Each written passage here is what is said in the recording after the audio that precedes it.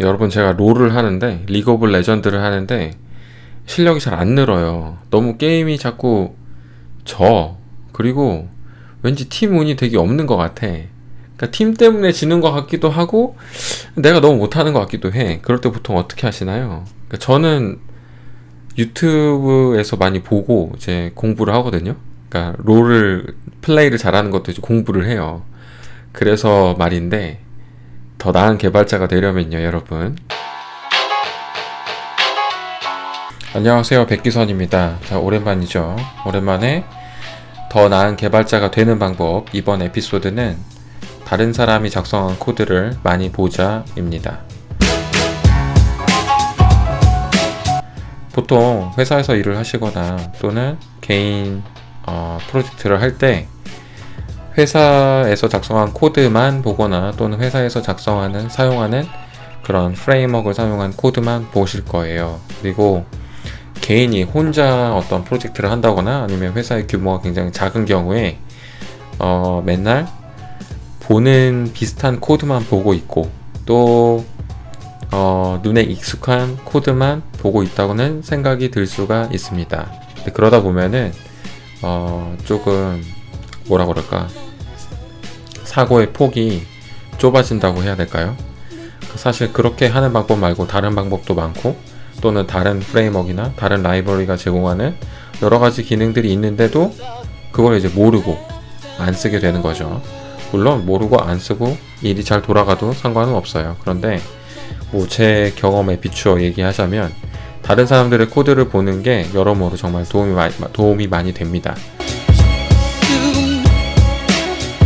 제 경우에는 다른 사람의 코드를 봄으로써 제가 미처 생각하지 못했던 새로운 어떤 생각의 방법, 즉 사고의 폭이 좀 더 넓어지는 거죠. 그러니까 저는 가령 뭐 패키지 구조만 해도 그래요. 예전에는 패키지 구조를 뭐 도메인, 서비스, DAO, 컨트롤러, 일단 뭐 이렇게 나눠가지고 그 안에다가 다 무슨 북 리파지토리, 그 다음에 뭐 또 있지?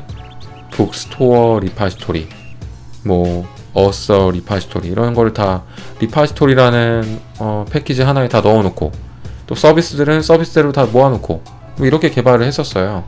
뭐 제가 처음에 봤던 코드도 그런 구조였고, 그런데 최근에는 다른 프로젝트를 보면 이게 도메인별로 구성되어 있는 패키지 구조가 많이 보입니다.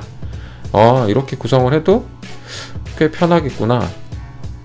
이렇게 구성을 하면 나중에 뭐 마이크로 서비스로 이거를 도메인별로 다른 팀이 분할을 되면서 나눠 가진다 했을 때 그 패키지별로 뜯어낼 수 있으니까 뭐 편하겠구나.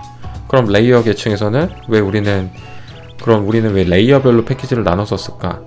그 당시에는 그냥 모놀리틱하게 개발을 하는 추세였고 계층 간의 어떤 역할을 구분하는 게 좀 더 중요시 생각돼서 아키텍처 기반으로 개발을 했었으니까 이렇게 한 거 아닐까, 뭐 그런 여러 가지 생각을 할 수 있어요. 다른 코드를 보면서 여러 가지 생각을 할 수 있고, 또 뭐 그 기반이 되는 어떤 뭐 객지지향 원칙이나 뭐 그런 것들을 공부할 때도 많이 도움이 되고요. 여러 가지 코드를 보는 게. 그리고 또 하나는 제가 익숙하지 않은 방법으로 사용하는 코드들을 볼 때 좀 더 이제 다양한 그 경우에 따른 선택지가 생깁니다. 이거는 좀 더 그러니까 경우에 따라 적절한 선택을 할 수 있게 되는 거죠. 정말로 말 그대로 정말 조금 더 사려 깊은 개발자, 좀 더 좋은, 뭐라 그래야지, 좀 더 일을 잘하는 그런 개발자가 되는 거죠. 무조건 뭐 자바의 스트림 API 들어왔다고 해서 스트림 API를 무조건 쓰는 게 또 좋은가, 아니면 어떤 경우엔 또 안 좋은가, 이런 걸 이제 판단할 수도 있을 거고, 그 다음에 스트림도 뭐 패러라이징하게 처리할 수가 있는데, 그럼 어떤 경우에는 스트림을 패러라이징하게 처리하는 게 좋은가 안 좋은가, 그것도 역시 경우에 따라 다르거든요. 그런 것도 생각을 해볼 수 있을 거고, 아니면은 또 뭐가 있을까?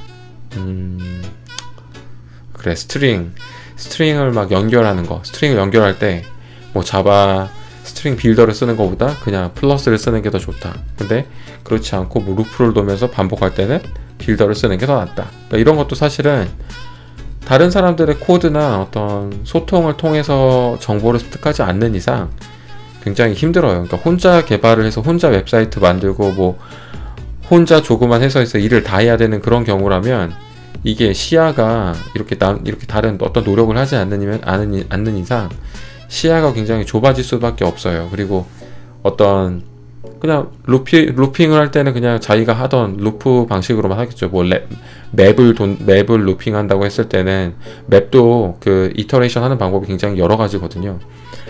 성능도 다 다르고 각각이. 근데 뭐 맵도 루핑 할 때 자기가 하던 방법으로만 하겠죠. 근데 그렇지 않고 좀 더 다양한 코드를 본 사람들은, 좀 더 다양한 코드도 보고 뭐 공부를 조금 하신 분들은 그 중에 가장 효율적인 방법이라고 생각되는 방법을 쓰겠죠. 그리고 다른 사람들의 코드를 보면서 조금 더 다양한 어떤 그 프레임워크 제공해주는 기능들을 학습하거나 이런 것도 가능합니다. 그러니까 결론은 다른 사람들 코드를 많이 보자 이거예요. 그런데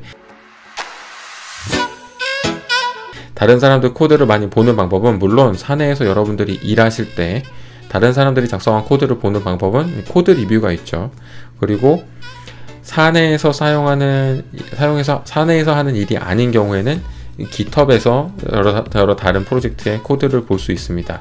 가령 예를 들어 여러분들이 스프링을 학습하고 싶으시다면 스프링 프레임워크에서 만든 스프링 그 프로젝트 팀에서 공식적으로 만든 예제 프로젝트가 있어요.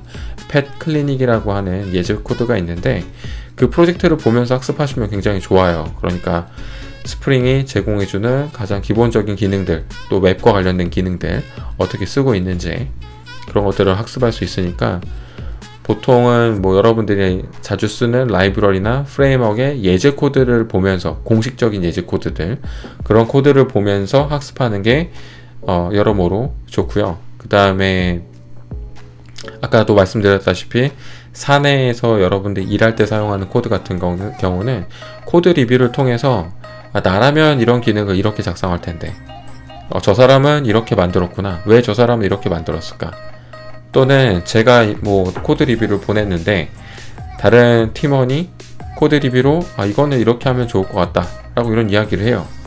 그러면 그것만 가지고도 역시 여러분들에게 학습이 되는 거예요. 그래서 개인적으로 제가 권장드리고 싶은 거는, 더 나은 개발자가 되려면 조금 의사소통이 있는 곳에서 일을 하셔야 됩니다. 절대 혼자 개발해서는, 저는 뭐 혼자 신출귀몰하고 막 책 열심히 읽고 그렇게 해서 막 좋은 개발자가 된다고 생각하진 않아요. 저는 좋은 개발자는, 제가 생각하는 더 나은 개발자는 의사소통을 통해서 이루어지는 어떤 그런 개발자라고 생각을 합니다. 그래서 오늘은 이렇게 짧게 더 나은 개발자가 되는 방법, 다른 사람 코드를 많이 보자에 대해서 말씀드렸습니다. 감사합니다. 다음에 또 봬요.